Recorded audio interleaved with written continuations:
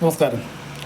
ഇന്ന് കോട്ടയത്ത് നടന്ന ഇരട്ട കൊലപാതകം പറ്റി തന്നെയാണ് നേരിട്ട് നമ്മളിവിടെ സംഭവ സ്ഥലത്ത് ചെന്നിരുന്നു. അതിൻ്റെ ബാക്കി വിവരങ്ങൾ അറിയിക്കുക എന്നതാണ് ഈ വീഡിയോ കൊണ്ട് ഉദ്ദേശിക്കുന്നത്. രാവിലെ ഒരു 9:30 എനിക്ക് എൻ്റെ ഒരു ചങ്ങാതി എന്നെ വിളിച്ചറിയിക്കുന്നത് ഇങ്ങനെ വിജയകുമാർ സാറിൻ്റെ സഹധർമ്മിണി മരിച്ചു കിടക്കുന്നു എന്നായിരുന്നു അറിയിച്ചത്. അതിൻ്റെ അടിസ്ഥാനത്തിൽ ഞാൻ അവിടം വരെ ചെല്ലുകയുണ്ടായി. കാരണം എനിക്ക് ഇവരെ വ്യക്തമായി പരിചയമുള്ളതാണ്. ഇവർക്ക് ടൗണിലൊരു പ്രസ്ഥാനമുണ്ട്. ആ പ്രസ്ഥാനത്തിൽ കുറേ കാലം ഞാൻ സേവനം അനുഷ്ഠിച്ചിട്ടുണ്ട്. അക്കാലം മുതലേ ഇവരുമായി എനിക്ക് വളരെ അടുത്ത് പരിചയമുണ്ട്. ഇവർ മാത്രമല്ല, ഇവരുടെ കുടുംബാംഗങ്ങളുമായിട്ട് എനിക്ക് നല്ല പരിചയമുണ്ട്. അതിൻ്റെ അടിസ്ഥാനത്തിലാണ് രാവിലെ ഞാൻ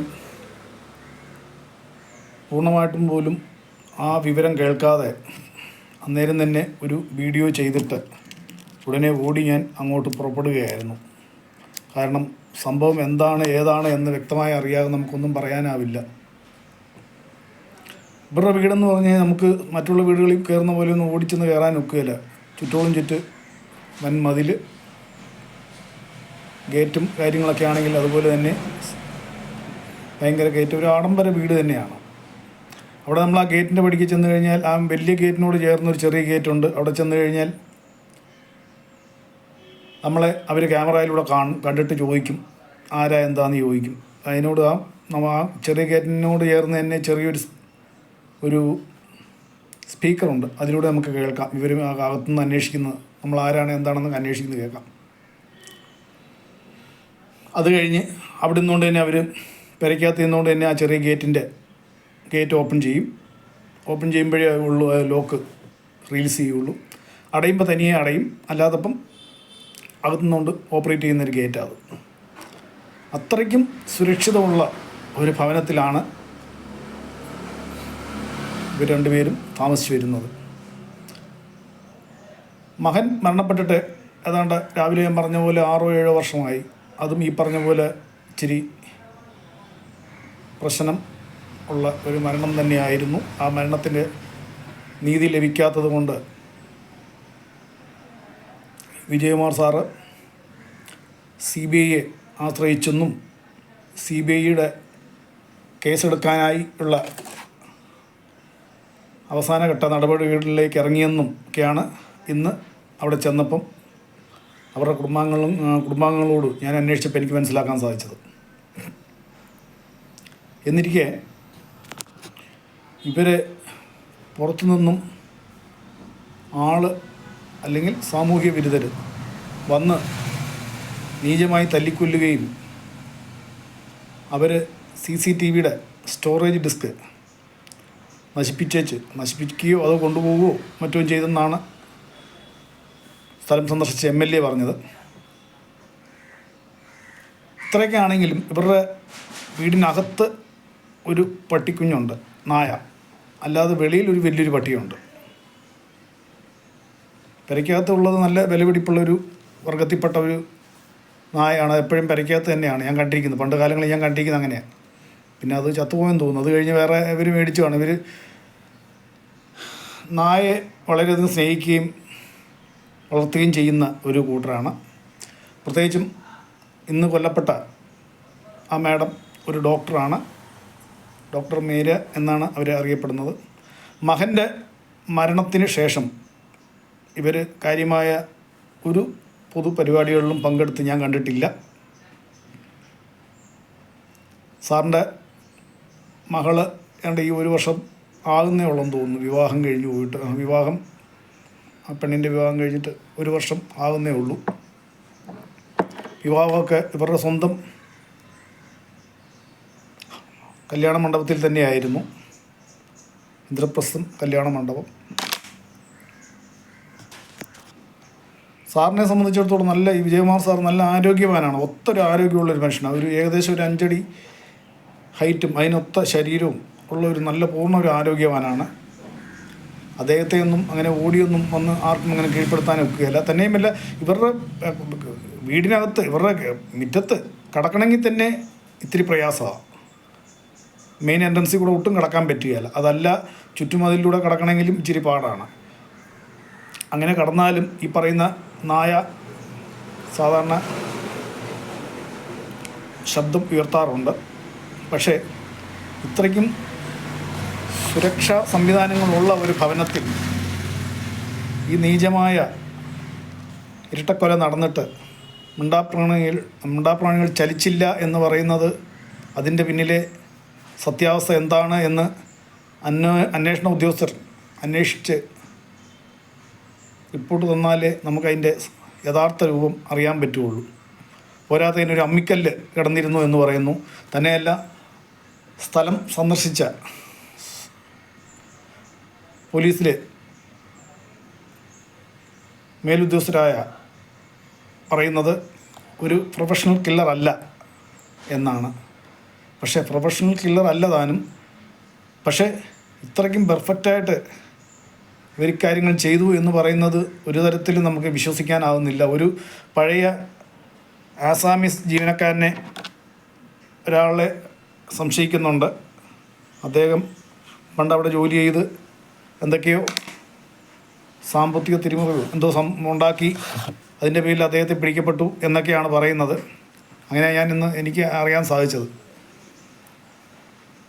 എന്നാലും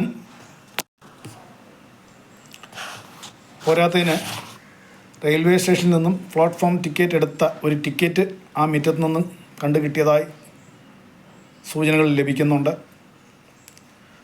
ഇവരുടെ മകൻ്റെ മരണത്തിൽ നിന്നും ഇവർ ശരിക്കും പറഞ്ഞു കഴിഞ്ഞാൽ ഒന്ന് റിലീസായി പുറത്തേക്ക് കടക്കാൻ തന്നെ ഏകദേശം 5 വർഷത്തിൽ കൂടുതൽ സമയമെടുത്തു എന്നതാണ് അതിൻ്റെ സത്യാവസ്ഥ.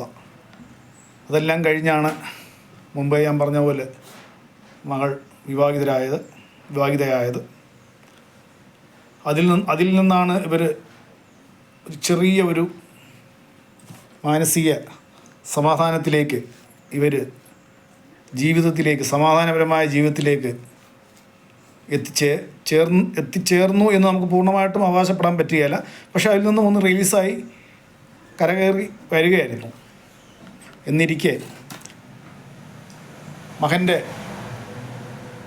കൊലപാതകവുമായി ബന്ധപ്പെട്ട് അന്വേഷണ സംഘത്തിൻ്റെ അന്വേഷണങ്ങളൊന്നും തന്നെ തൃപ്തിയാകാതെ വിജയകുമാർ സാറ് ഹൈക്കോടതി സമീപിക്കുകയും ഹൈക്കോടതിയിൽ നിന്നുള്ള ഉത്തരവിൻ്റെ അടിസ്ഥാനത്തിൽ ഈ കേസ് CBI ഏൽക്കുകയും CBI ഏറ്റ് അന്വേഷണം ആരംഭിക്കാനായി ഏതാനും ദിവസങ്ങളും കൂടി കഴിയുമ്പോൾ അതിൻ്റെ പ്രാഥമിക അന്വേഷണം ആരംഭഘട്ടത്തിൽ എത്തി നിൽക്കുന്ന ഈ അവസരത്തിലാണ് ഇവർ രണ്ടുപേരും അരുംകൊല ചെയ്യപ്പെട്ടത് എന്ന് പറയുമ്പോൾ സംഭവം മകൻ്റെ മരണത്തിന് കാരണമാക്കിയ വ്യക്തികളും ഇന്നലത്തെ കൊലപാതകവുമായിട്ട് എന്തെങ്കിലും സംശയമുണ്ടോ എന്നത് ഏതൊരു സാധാരണക്കാരനും ചിന്തിച്ചു പോകുന്ന ഒരു ആശയമാണ്. എന്തായാലും ജില്ലയുടെ മുഴുവൻ പോലീസ് ഉദ്യോഗസ്ഥരും അതുകൂടാതെ അതിനോടനുബന്ധിച്ചുള്ള പരിശോധന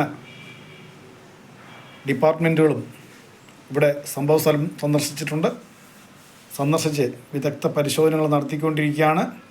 ഒരു കാരണവശാലും ഭവനത്തിലേക്ക് മാധ്യമപ്രവർത്തകരെ കടത്തിവിടുന്നില്ല.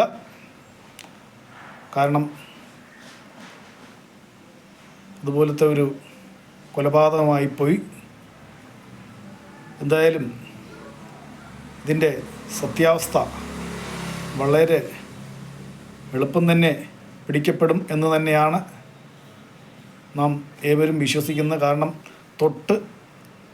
ഈ ഭവനത്തിനോട് ചേർന്നിരിക്കുന്ന വീടുകളിൽ CCTV ക്യാമറ ഇല്ലായിരിക്കാം. പക്ഷേ ഇച്ചിരി അങ്ങോട്ടോ ഇങ്ങോട്ടോ മുമ്പോട്ടോ പുറകോട്ടോ മാറിയാൽ തീർച്ചയായും ക്യാമറകളുള്ള വീടുകൾ ധാരാളമുണ്ട്. ഈ സ്ഥലം സ്ഥിതി ചെയ്യുന്നത് വേളൂർ എന്ന് പറയുന്ന പ്രദേശത്ത് തിരുവാതുക്കൽ എന്ന് പറയുന്ന ഒരു ഭാഗമാണ്. കോട്ടയത്തിൻ്റെ പടിഞ്ഞാറ് മേഖലയ്ക്ക് പോകുന്ന ഒരു മാർഗ്ഗമാണ്. 2 മാർഗ്ഗമുണ്ട് പടിഞ്ഞാറ് മേഖലയ്ക്ക് പോകാനായിട്ട്. പടിഞ്ഞാറ് മേഖല എന്ന് ഉദ്ദേശിക്കുന്ന കുമരകം കൂടി പോയാൽ ചേർത്തലയിൽ നിന്ന് പിന്നെ ദേശീയപാതയിൽ കയറി എറണാകുളം ട്രിവാൻഡ്രം. അപ്പം പടിഞ്ഞാറ് മേഖലയ്ക്ക് പോകുന്ന രണ്ട് മാർഗ്ഗമാണ്. ഒന്ന് തിരുവാതുക്കൽ മാർഗ്ഗം, മറ്റൊന്ന് വേറൊരു മാർഗ്ഗം കൂടിയുണ്ട്, മെയിൻ റോഡുണ്ട്. അതിലൊരു പ്രദേശമാണ് വേളൂർ ഭാഗത്തെ തിരുവാതുക്കൽ എന്ന് പറയുന്ന ഈ പ്രദേശം. അദ്ദേഹത്തിൻ്റെ ഈ രണ്ടുപേരുടെ മരണം സത്യത്തിൽ എനിക്ക് വിശ്വസിക്കാനും ഉൾക്കൊള്ളാനും ആവുന്നില്ല. കാരണം നല്ലൊരു റിച്ച് ഫാമിലിയാണ്. തന്നെയുമല്ല, സാറിൻ്റെ ഫാമിലി, വിജയകുമാർ സാറിൻ്റെ ഫാമിലി എന്ന് പറയുന്നത് ഈ ഭാഗത്തെ അറിയപ്പെടുന്ന ഒരു സമ്പന്ന പ്രമാണിമാരാണ്. പ്രത്യേകിച്ചും ഈ പ്രദേശങ്ങൾ, ഈ തിരുവാതുക്കൽ വേളൂർ ഭാഗത്തുള്ളവർക്കറിയാം. എന്നിരിക്കെ ഇങ്ങനെ ഒരു സംഭവം ഉണ്ടായത് തീർച്ചയായും വളരെ ദുഃഖത്തോടെയാണ് ഞാൻ സംഭവസ്ഥലം സന്ദർശിച്ചതും. എനിക്ക് കാര്യമായിട്ട് കൂടുതലൊന്നും പറയാനും എൻ്റെ മനസ്സ് അനുവദിച്ചില്ല.